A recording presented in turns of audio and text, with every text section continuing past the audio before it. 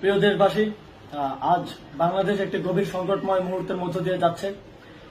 এখন পর্যন্ত আমাদের প্রাপ্ত খবর অনুযায়ী আওয়ামী লীগ, ছাত্রলীগ, যুবলীগের সন্ত্রাসীরা গুলি করে কুপিয়ে প্রায় 30-এর অধিক শিক্ষার ছাত্র জনতাকে হত্যা করেছে এবং দিন শেষ হতে হতে এই সংখ্যাটা কোথায় গিয়ে দাঁড়ায় আমরা জানি না। এরই প্রেক্ষিতে আমরা একটি সিদ্ধান্ত নিয়েছি। আমাদের একটি জরুরি সিদ্ধান্ত মোতাবেক আমাদের যে 6 তারিখের যে লং মার্চ টু ঢাকা কর্মসূচি ছিল সেটিকে আমরা একদিন এগিয়ে নিয়ে এসেছি। অর্থাৎ আগামীকাল 5ই অগস্ট সারা দেশের মুক্তিকামী জনতাকে ঢাকার উদ্দেশ্যে রওনা হওয়ার জন্য আমরা আহ্বান জানাচ্ছি। যারা পারবেন, যাদের পক্ষে সম্ভব হবে, আজ রাতেই আপনারা ঢাকার উদ্দেশ্যে রওনা হয়ে যান। আমরা আগামীকাল সারা দেশের মুক্তিকামী জনতাকে ঢাকায় আসার আহ্বান জানাচ্ছি। বিশেষ করে ঢাকার আশেপাশের যে জেলাগুলো আছে, আপনারা দায়িত্ব নিয়ে মসজিদের মাইকে ঘোষণা দিয়ে যাদেরকে পাবেন সবাইকে নিয়ে ঢাকার উদ্দেশ্যে রওনা হন। এই লড়াই আমাদের জন্য একটি চূড়ান্ত লড়াই। আমরা চূড়ান্ত ঘোষণার জন্য প্রস্তুত। আমরা গণভবনের দিকে যাত্রার জন্য প্রস্তুত এবং সেই উদ্দেশ্যেই আপনারা সবাই ঢাকা আসুন।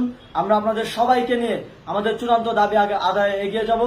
আমি জানি না সমন্বয়করা আজকে রাতে বেঁচে থাকতে পারবে কিনা, কিন্তু আপনাদের উপর আমরা এই দায়িত্ব দিচ্ছি। আপনারা সবাই নিজ দায়িত্বে ঢাকায় আসবেন আগামীকাল এবং পরশু পরিস্থিতি বিবেচনা করে পরশু গণভবনের দিকে 4 দিক থেকে আমরা রওনা হব। আমরা খুব আতঙ্কের সাথে লক্ষ্য করছি যে ছাত্রলীগ, যুবলীগ এবং আওয়ামী লীগের গুন্ডারা পুলিশের অস্ত্র দিয়ে পর্যন্ত সাধারণ জনগণের উপর হামলা করছে। কিন্তু একটি সুখের খবর হচ্ছে, সারা দেশের বিভিন্ন স্থানে সেনাবাহিনী ছাত্র জনতার পক্ষে দাঁড়িয়েছে। আবার কিছু কিছু জায়গায় যেমন মিরপুর ও মোহাম্মদপুরে সেনাবাহিনী ছাত্র জনতার বিপক্ষে দাঁড়িয়ে গুলি চালাচ্ছে।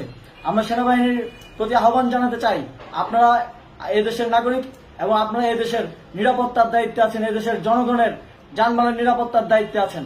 আপনারা দেশের পক্ষে এবং দেশের জনগণের জন্য কাজ করবেন।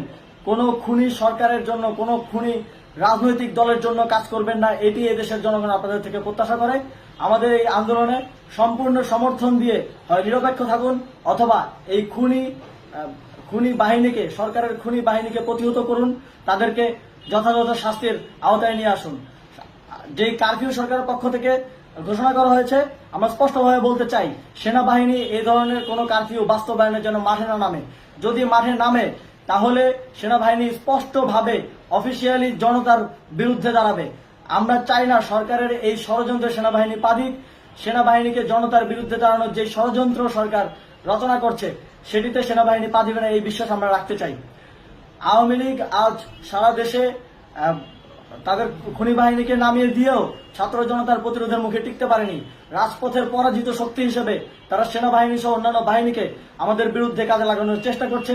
এই চেষ্টাকে, এই ষড়যন্ত্রকে ব্যর্থ করতে হবে এবং আগামীকাল সারা দেশে মসজিদে মসজিদে ঘোষণা দিয়ে ঢাকার উদ্দেশ্যে আপনারা রওনা হন। প্রত্যেকটি পরিবার থেকে অন্ততপক্ষে একজনকে ঢাকার উদ্দেশ্যে রওনা করে দিন, এই ইতিহাসের সাক্ষী হতে, একটি নতুন বাংলাদেশের অভ্যুদয় ঘটানোর একজন কর্মী হতে। ধন্যবাদ সকলকে।